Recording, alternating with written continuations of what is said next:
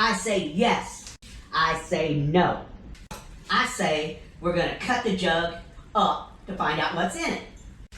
I say no. There's no sense in cutting up a perfectly good jug. That's stupid. It's not perfectly good. They had a crack at the bottom in the sleeve, the steel sleeve. We need to know what holds that sleeve in there. We need to know what that sleeve is made out of. There's a lot of things we need to know. We're going to cut the jug up. You're going to cut up a perfectly good jug. That's stupid. It's just a minor crack. No big deal, probably in shipping. Yeah, it was probably in shipping, but a minor crack can lead to a big detail. You remember the last motor, don't you? Yeah, I do. But that wasn't my fault. That was your fault. Seriously. It's a perfectly good jug. Let's just put the damn thing in there and forget about it. Seriously? No, we're not going to do that. We're going to find out what's in the cylinder. We got another one coming in now. Actually, it's here now. We're going to find out what's in the cylinder, find out what the sleeve's made out of, which I think everybody wants to know, and what holds it in place. You know, that's major issues when you buy something like this.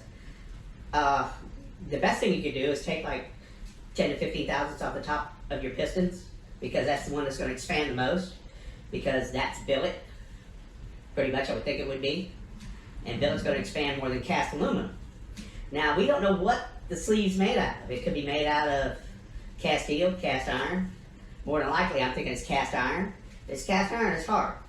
But it's not as hard as rings. So the rings are going to buff it out and everything else. But if you've got that top part of your piston expanding and dragging on it, that's what's going to really do the damage. But the other jug was cracked. We can't use that. If you're going to make a video on cutting up a jug, that doesn't make any sense. But anyway, if that's what you want to do, go ahead and do it. If we learn what you think we're going to learn about it, then that's good, I guess.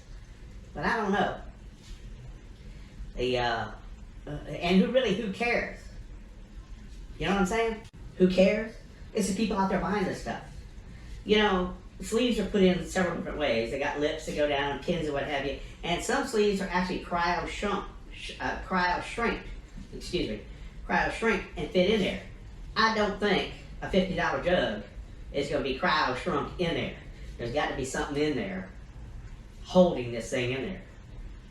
Unless, you know, there's something you know that I don't know. I don't know any more than you know. So let's go ahead and cut it up. Alright, let's go cut it up. Alright, sorry to subject you to those two knuckleheads. But we find out whenever we cut it that there's 3 grooves at the top, and that's what holds the sleeve in. He holds it going up or down.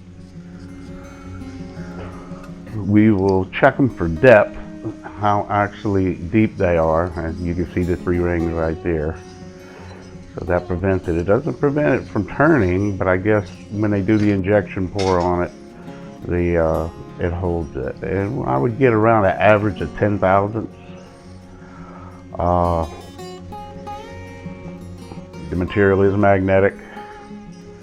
It does have the appearance of cast iron. And I'm getting about an average of 0.20 millimeter to about 8, 9, 10 thousandths. So we're going to look at it under a microscope, and we're going to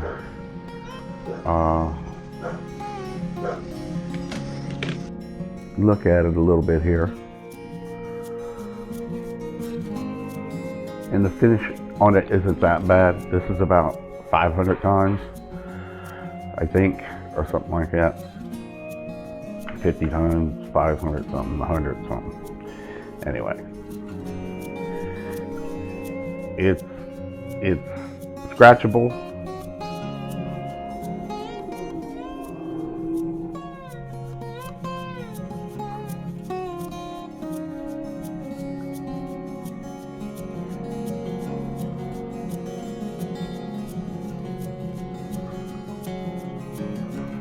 you can see the grooves where they're cut in it.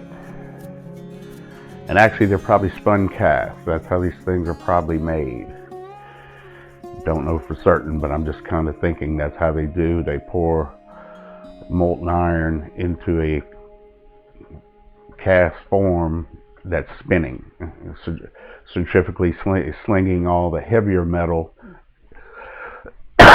excuse me, all the heavier metal to the outside, and then the less desirable metal to the inside, and then they bore that out.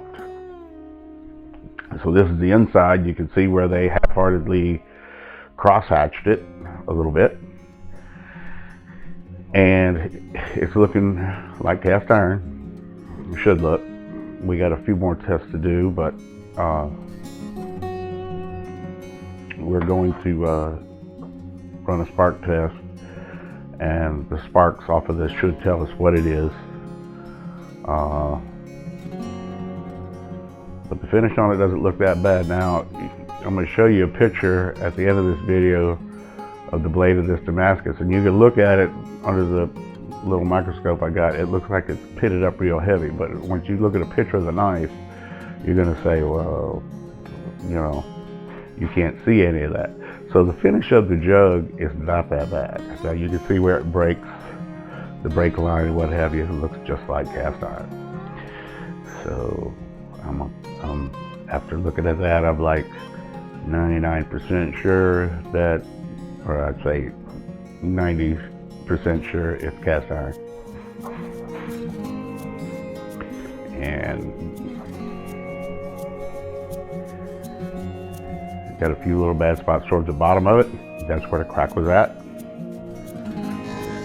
So here's the spark test.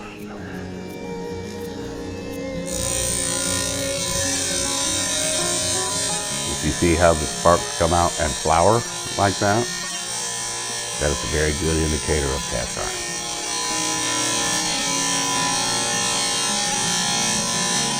And they'll just come off of there and they'll form little flowers like almost like fireworks.